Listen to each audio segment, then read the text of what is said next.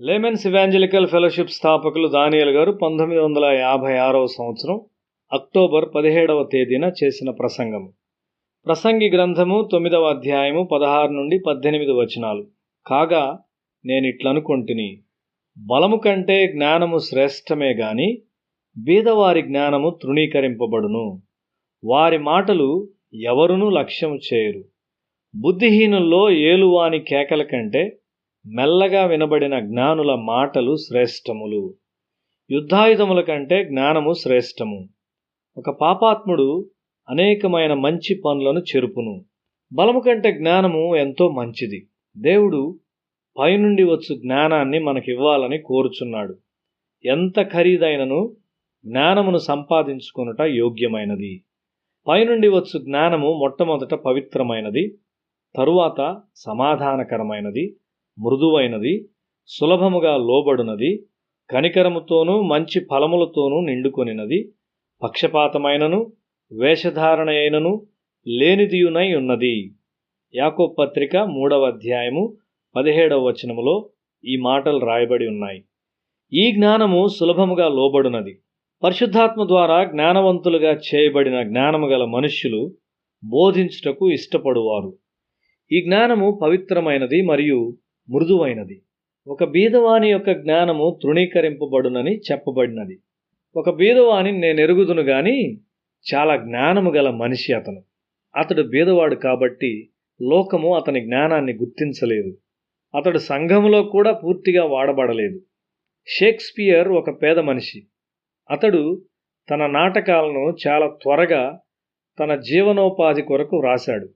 అతని జీవిత కాలములో అతడు తెలియనివానిగా ఉన్నాడు. అతని గొప్పతనాన్ని గుర్తించుటకు 1 శతాబ్దం పట్టింది. యేసు ధనవంతుడై ఉన్నట్లయితే ఆయన ఒక పెద్ద సమూహము వెంబడించి ఉండేది. ఆనాటి యాజకులు ఆయన్ను కొంతకాలం వెంబడించారు గాని ఆయన బోధ వారిని తాకినప్పుడు వారు ఆయన్ను చంపారు. పైనుండి వచ్చు జ్ఞానము చంపబడలేదు, అది నిరంతరము నిలుచును. యేసు మరణించిన తరువాత ఆయన బోధన వెంబడించిన వారు దాదాపు 120 మంది మాత్రమే కనిపిస్తూ ఉన్నారు. అయితే ఆయన సత్యము ప్రపంచమంతా వ్యాపించింది. యేసు పేదవాడైనప్పటికీ అత్యంత ఉన్నతమైన సత్యాన్ని బోధించాడు. దాని ప్రకారం జీవించాడు. అనరాని మాటను ఆయన ఎన్నడూ ఉచ్చరించలేదు. యేసు యొక్క జ్ఞానము లోకమునకు తీర్పు తీర్చును. మంచి కీర్తనలు వ్రాసిన ఒక పేద సువార్తికుని నేనెరుగుదును.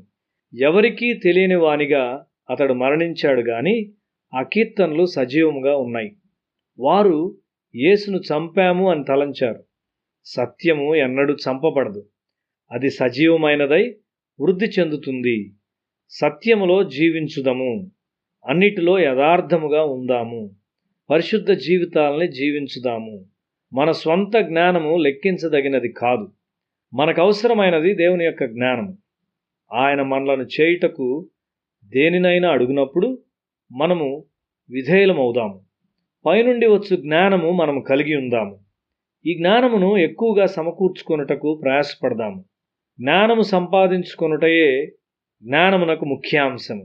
నీ సంపాదన అంతయు ఇచ్చి బుద్ధి సంపాదించుకొనుము అని సామెతల గ్రంథము 4వ అధ్యాయం 7వ వచనములో చూస్తున్నాము. మనము సంపాదించుకొనుచున్న దాన్నంతటితో మనము ఈ జ్ఞానాన్ని పొందుకొనవలసి ఉన్నాము. అపరంజిని సంపాదించుట కంటే జ్ఞానమును సంపాదించుట ఎంతో శ్రేష్టము. వెండిని సంపాదించుట కంటే తెలివిని సంపాదించుట ఎంతో మేలు. సామెతల గ్రంథము 16వ అధ్యాయం 16వ వచనం.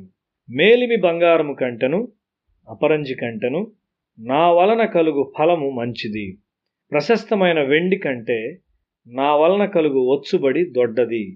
సామెతల గ్రంథము 8వ అధ్యాయం 19వ వచనం. దేవుని జ్ఞానమై ఉన్న క్రీస్తులో మనం ఎక్కువ ధనవంతులమైతే మనము ఎక్కువ సంతోషంగా ఉంటాము.